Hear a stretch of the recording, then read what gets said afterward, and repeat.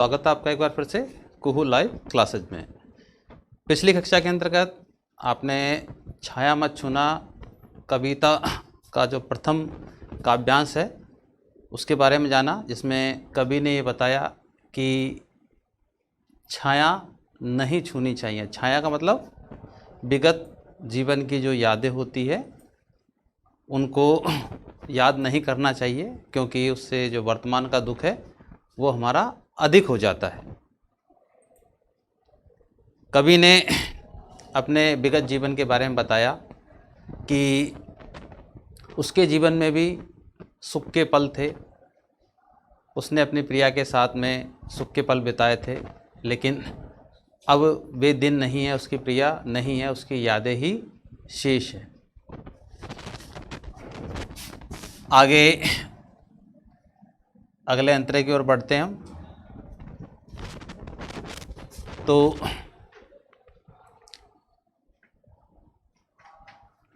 याद रखें, यहाँ जो ये कविता है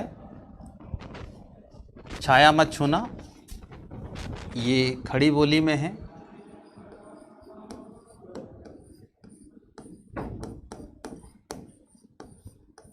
मुक्तक छंद में है।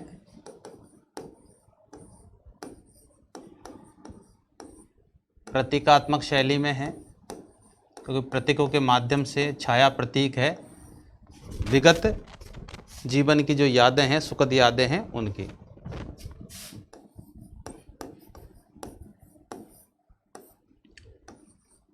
अनुप्रास अलंकार का यहाँ सुंदर प्रयोग है।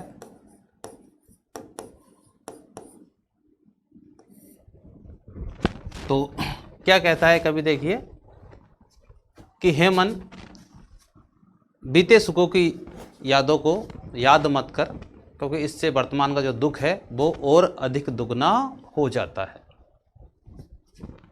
आगे कवि कहता है, यश है या ना वैभव है, मान है ना सरमाया, जितना ही दौड़ा तो उतना ही भरमाया। अपने मन को समझाते हुए कह रहा है कि यश, वैभव, मान, पूंजी, इनके पीछे तू जितना भागता है उतना ही भरमाया यानी कि भ्रमित होता है। और इस बात को सभी अच्छी तरह से जानते हैं। जो व्यक्ति धन, दौलत, मान, सम्मान इसके पीछे भागता है वो जिंदगी भर भागता ही रहता है, क्योंकि इच्छाएं कभी समाप्त नहीं होती है। वो अपना जीवन जो है इसी भागदौड़ में व्यर्थ कर देता है, भ्रमित रहता है, जीवन का उद्देश्य नहीं समझ पाता है। यही बात जो है कवि कह रहा है कि हे मन, यश है ना वैभव है, मान है ना सरमाया, जितना ही दौड़ा तो उतना ही भरमाया। कि संसार में जो ये यश है, मान है, पूंजी, संपत्ति, ये सब जितना इनके पीछे भागते हैं उतना ही हम जो है भ्रमित होते हैं। आगे कभी कहता है, प्रभुता का शरणबिंब, प्रभुता का शरणबिंब यानी बड़प्पन, बड़प्पन का भाव। आदमी बड़ा बनना चाहता है, प्रसिद्ध होना चाहता है, नाम कमाना चाहता है, धन कमाना चाहता है, पैसा कमाना चाहता है। तो ये जो प्रभुता का शरणबिंब है, बड़े होने का जो भाव है, ये क्या है? केवल मृग तृष्णा है। मृग तृष्णा, मृग यानी हिरन, तृष्णा का मतलब है प्यास। यहाँ अर्थ है अतृप्त इच्छाएं।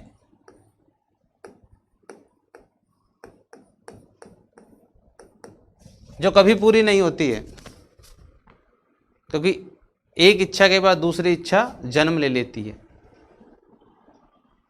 तो इसलिए कवि ने कहा कि व्यक्ति जो है बड़ा बनना चाहता है, श्रेष्ठ बनना चाहता है, नाम कमाना चाहता है, धन कमाना चाहता है, प्रसिद्धि पाना चाहता है। ये केवल क्या है? मृग तृष्णा है। मृग तृष्णा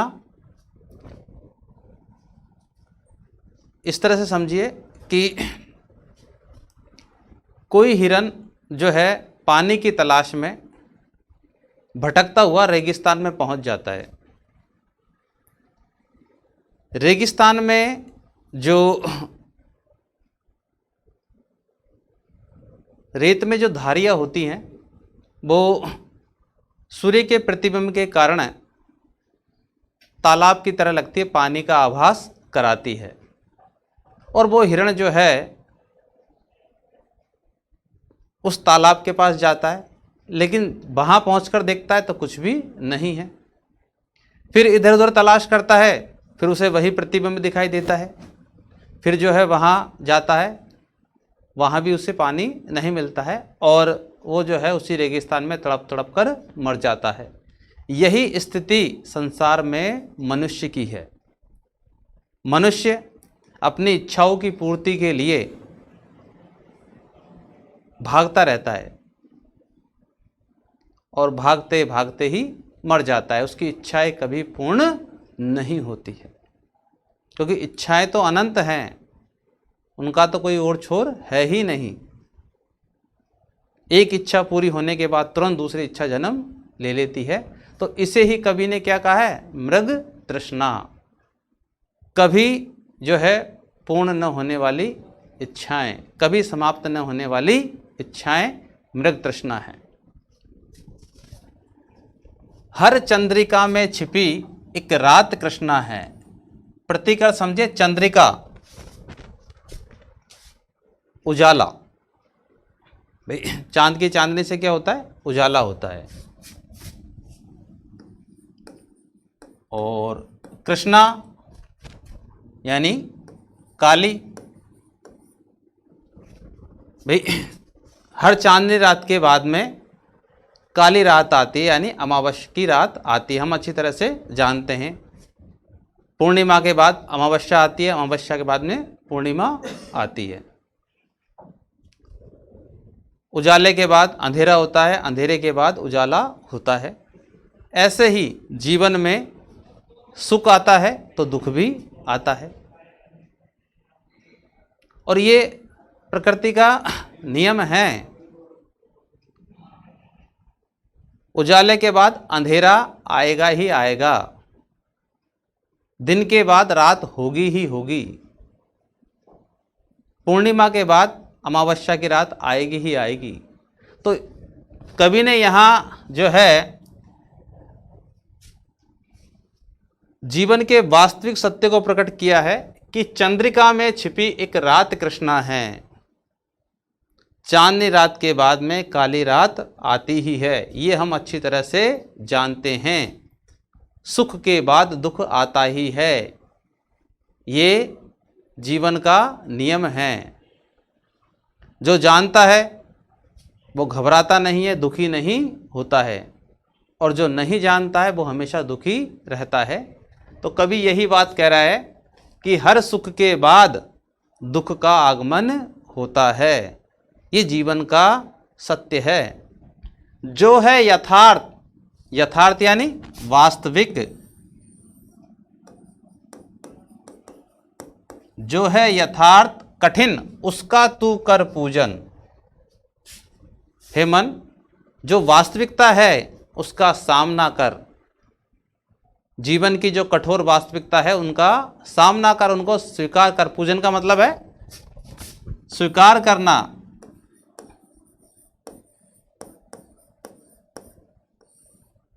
हम उनसे भाग नहीं सकते, जीवन की कठोरता से नहीं भाग सकते। जीवन दुख है, जीवन संघर्ष है, जीवन कठोर है, ये बिल्कुल कटु सत्य है। जीवन सुख ही सुख का नाम नहीं है, सुख के बाद दुख आता ही है।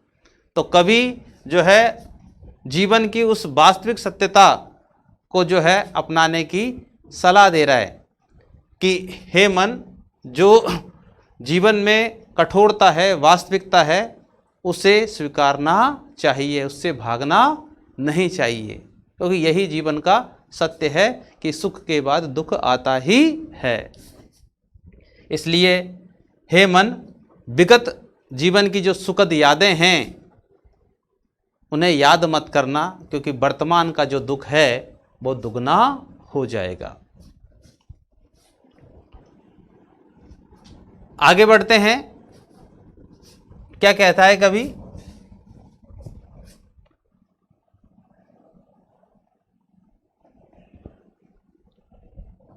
दुविधा हत साहस है, दुविधा हत साहस है, दिखता है पंथ नहीं। देह सुखी हो पर मन के दुख का अंत नहीं। दुख है न चांद खिला शरद रात आने पर। क्या हुआ जो खिला फूल रस बसंत जाने पर। जो न मिला भूल उसे कर तू भविष्य वरण। छाया मत छूना मन होगा दुख दूना। तो कवि कहता है कि भाई जीवन में सुख के बाद दुख आता है, ये हमको स्वीकार कर लेना चाहिए। तो जब दुख आता है तो क्या होता है? आदमी निराश हो जाता है, उदास हो जाता है, हिम्मत हार जाता है, क्योंकि दुख में यही होता है, कोई रास्ता दिखाई नहीं देता है। तो क्या करें? हार मान लें। हार मानने से काम नहीं चलता है।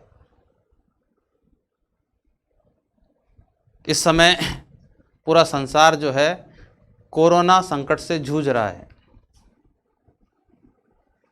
जिन लोगों ने दुखों का सामना किया उनके जीवन में फिर से खुशियां आ गई है, और जिन्होंने दुख का सामना नहीं किया, हार मान ली, वो और अधिक दुखों से घिर गए हैं या उन्होंने अपनी जीवन लीला समाप्त कर ली है। तो कवि यहाँ संदेश दे रहा है कि दुविधा हत साहस है, दिखता है पंत नहीं। देह सुखी हो पर मन के दुख का अंत नहीं। जब मनुष्य के जीवन में दुख आता है तो जो उसकी हिम्मत है, साहस, हिम्मत, दुविधा हत, जब हम दुविधा में होते हैं, परेशानी में होते हैं, तो हमारी जो हिम्मत होती है, हत का मतलब है नष्ट हो जाती है, हमारी हिम्मत जवाब दी जाती है। दिखता है पंथ नहीं, पंथ यानी रास्ता, कोई मार्ग, कोई उपाय हमें सुझाई नहीं देता है, और सबके साथ में यही होता है, क्या करूं क्या ना करूं, ऐसी स्थिति हो जाती है। और ऐसी स्थिति में हमारी जो हिम्मत होती है वो नष्ट हो जाती है, टूट जाती है। देह सुखी हो पर मन के दुख का अंत नहीं। कवि कहता है कि आपका शरीर सुखी है लेकिन अंदर दुख है तो आप सुखी नहीं हैं। मन सुखी होना चाहिए, शरीर के सुखी होने से कुछ नहीं होता है। अगर मन दुखी है तो जो आपका सुखी शरीर है उसको नष्ट होने में ज़्यादा समय नहीं लगेगा, क्योंकि मन का जो दुख है उसका कोई अंत नहीं है। मन तो जो है छोटी छोटी बातों को लेकर दुखी हो जाता है, ये नहीं मिला, वो नहीं मिला, छोटी छोटी बातों को लेकर मन दुखी हो जाता है। तो कवि कह रहा है कि भाई इस मन के दुख का तो कोई अंत नहीं है, मन के दुख का तो कोई अंत नहीं है। इसलिए आपका मन शांत होना चाहिए, आपका मन संतुष्ट होना चाहिए, तभी जाकर के आपका जो शरीर है वो सुखी हो सकता है। शरीर के सुखी होने से कुछ नहीं होगा, मन के दुखों को जो है शांत करना पड़ेगा, समझाना पड़ेगा, तब जाकर के जो है हमारा मन शांत होगा, स्थिर होगा।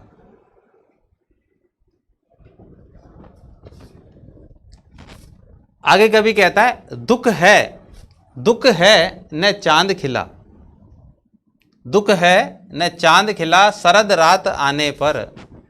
क्या हुआ जो खिला फूल रस वसंत जाने पर।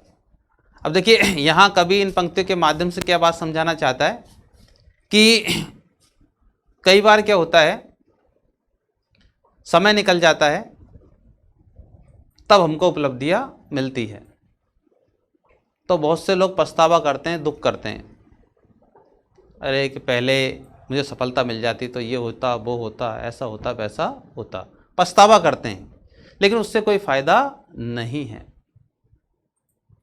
दुख करने से कोई फ़ायदा नहीं है। जिस चीज़ का जो समय होता है वो तभी मिलती है, उससे पहले नहीं मिलती है। लेकिन बहुत से लोग जो हैं पछतावा करते हैं कि हमने कितना इंतज़ार किया, उस समय जो है हमको वो सफलता प्राप्त नहीं हुई, हमने मेहनत की, हमें सफलता प्राप्त नहीं हुई, और बाद में सफलता प्राप्त हुई है। इस बात पर लोग जो है दुख करते हैं। तो कभी कहता है दुख करने की आवश्यकता नहीं है। तो दुख है न चांद खिला शरद रात आने पर।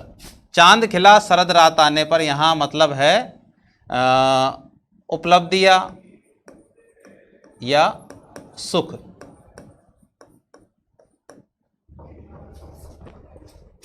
भाई हम चांद के निकलने का इंतज़ार करते हैं। शरद पूर्णिमा में जो है चांद का बड़ा महत्व होता है। अगर मान लीजिए हम इंतज़ार कर रहे हैं और चांद नहीं निकला, बाद में निकला, तो दुख करने से क्या होगा? कुछ भी हासिल नहीं होगा। क्या हुआ, कभी कहता क्या हुआ जो खिला फूल रस बसंत जाने पर। फूल की सार्थकता कब होती है? जब वो बसंत ऋतु में खिलता है, क्योंकि वो प्रकृति के सौंदर्य को और अधिक बढ़ा देता है। लेकिन अगर मान लीजिए फूल बसंत ऋतु जाने के बाद खिला, तो क्या उसका महत्व नहीं है? क्या उसकी सार्थकता नहीं है? क्या वो सुगंध नहीं बिखेरता है? क्या बसंत ऋतु में ही फूल अपनी सुगंध बिखेरता है, उसके बाद नहीं? ऐसा नहीं है। फूल की जो सुगंध है बसंत ऋतु में भी वही रहती है और बसंत ऋतु के बाद भी वही रहती है। हाँ, ये जरूर है कि उस समय प्रकृति का जो सौंदर्य होता है वो चरम पर होता है, लेकिन सुगंध वही रहती है। कवि के कहने का मतलब ये है कि कई बार जो है हमें सफलता तब मिलती है जब समय निकल जाता है। तो क्या उस सफलता का कोई महत्व नहीं है? महत्व है, अगर हम उसका महत्व समझें तो। पछतावा ना करें, दुख ना करें अगर जो है समय बीत गया है तो। हर युवा चाहता है कि उसे जो है जैसे ही वो ग्रेजुएशन पूरी करे और कोई कंपटीशन दे, और कंपटीशन देते ही जो है उसका सिलेक्शन हो जाए। सब चाहते हैं, लेकिन कई बार ऐसा नहीं होता है। बहुत से लोग मेहनत करते हैं, बहुत मेहनत करते हैं और उनको सफलता नहीं मिलती है, और कई सालों बाद सफलता मिलती है। तो क्या उस सफलता का महत्व नहीं है? बरोबर है, अगर हम उसका महत्व समझे तो। क्या हम कुछ सालों बाद जो है उस सफलता का लाभ नहीं उठा पाएंगे? उठा पाएंगे, जरूर उठाएंगे। हम अच्छे तरीके से कार्य कर सकते हैं अगर चाहें तो। लेकिन हम अपने मन को निराश कर लें, दुखी कर लें, तो वास्तव में उस सफलता का कोई फायदा नहीं है। तो यही बात जो है कवि हमें समझाना चाहता है कि समय निकल जाने पर यदि उपलब्धियां मिलती है तो दुख पछतावा करने की आवश्यकता नहीं है। सफलता का महत्व तब भी रहता है। इसलिए जो न मिला भूल उसे कर तू भविष्य वर्ण। जो नहीं मिला, जो नहीं मिला उसे भूल जाओ। पछतावा मत करो, दुख मत करो। बहुत से लोग इसी में जीवन बिता देते हैं। अरे क्या यार, हमें तो ये नहीं मिला। सचिन फुटबॉलर बनना चाहता था, क्रिकेटर बन गया। अब बताओ, आज क्रिकेट का भगवान कहलाता है। अब वो पछतावा करता, मैं फुटबॉलर नहीं बना, मैं फुटबॉलर नहीं बना, तो क्या होता? ना तो फुटबॉलर बन पाता, ना क्रिकेटर बन पाता। लेकिन उसे क्रिकेट में उपलब्धि हासिल हुई, तो आज देखिए उसकी सफलता का परचम चारों ओर है। तो यदि मान लीजिए हम किसी चीज़ को प्राप्त नहीं कर पाए तो पछतावा करने की आवश्यकता नहीं है। पुनः नए जोश नए हिम्मत के साथ में उठ खड़े होना चाहिए और जो है प्रयास करना चाहिए। इस समय टोक्यो में ओलंपिक्स गेम्स चल रहे हैं, बहुत से खिलाड़ियों का चयन नहीं हो पाता है, रह गए वो बेचारे। लेकिन क्या वो हार मान बैठे? उन्होंने हार नहीं मानी। मैरी कॉम का नाम आप जानते ही हैं, गोल्ड मेडलिस्ट है मुक्केबाजी में। कई सालों बाद वो वापस जो है ओलंपिक गेम्स में आई है और जो है उसी जोश उसी उत्साह के साथ में जो है अपना प्रदर्शन कर रही है। तो क्या उसे पछतावा करना चाहिए था कि मैं इतने दिनों जो है नहीं खेल पाई, मेरा सिलेक्शन नहीं हुआ? अगर वो पछतावा करती, दुख करती, तो पुनः जो है ओलंपिक गेम्स में नहीं खेल पाती। तो इसलिए कवि ये कह रहा है कि जो नहीं मिला उससे भूल जाना चाहिए, पछतावा नहीं करना चाहिए, दुख नहीं करना चाहिए। कर तू भविष्य वर्ण, क्या करना चाहिए? भविष्य का वर्ण करना चाहिए, भविष्य की ओर आगे कदम बढ़ाना चाहिए कि अब मुझे क्या करना है। नहीं मिली सफलता, कोई बात नहीं, अब क्या करें, आगे क्या करें, इस बात के बारे में सोचना चाहिए और जो है जो हम चाहते हैं उसके लिए प्रयास करना चाहिए। पछतावा नहीं करना चाहिए कि मुझे तो ये नहीं मिला, मुझे सफलता नहीं मिली। उससे कुछ भी हासिल नहीं होगा, नुकसान ही होगा, आपका दुख ही बढ़ेगा। इसलिए बीती बातों को भूलकर जो है भविष्य की ओर कदम बढ़ाना चाहिए। कई बार जो है हमारे वैज्ञानिक जो है कई उपग्रहों को छोड़ते हैं और उन्हें सफलता नहीं मिलती है। रास्ते में ही जो है तकनीकी खराबी के कारण वो खराब हो जाते हैं, नष्ट हो जाते हैं, सालों की मेहनत पल भर में बर्बाद हो जाती है। तो क्या वो सभी बैठ जाएं, दुख मनाएं, शोक मनाएं? क्या होगा उससे? वो आगे फिर कुछ भी नहीं कर पाएंगे। तो वो भूल जाते हैं और पुनः जो है नए सिरे से जो है भविष्य की ओर कदम बढ़ाते हैं और आगे सफलता प्राप्त करते हैं। तो कवि हमें इस कविता के माध्यम से यही संदेश दे रहा है कि मन के दुखों का तो कोई अंत नहीं है। मन के तो अनेक दुख है, छोटी छोटी बातों को लेकर मन दुखी हो जाता है। तो जो विगत जीवन की सुखद यादें हैं उनको वर्तमान में याद नहीं करना चाहिए। इससे क्या होता है, हमारा जो दुख है वो और अधिक बढ़ जाता है। इसलिए भविष्य की ओर कदम बढ़ाना चाहिए, भविष्य के बारे में सोचना चाहिए। तो उम्मीद करता हूं आप जो है कवि का ये संदेश समझ चुके होंगे। तो ये आपकी कविता समाप्त होती है। जो प्रश्न उत्तर है पीडीएफ के माध्यम से आपको भेज दिए जाएंगे। तो आज के लिए धन्यवाद, मिलते हैं अगली कक्षा में।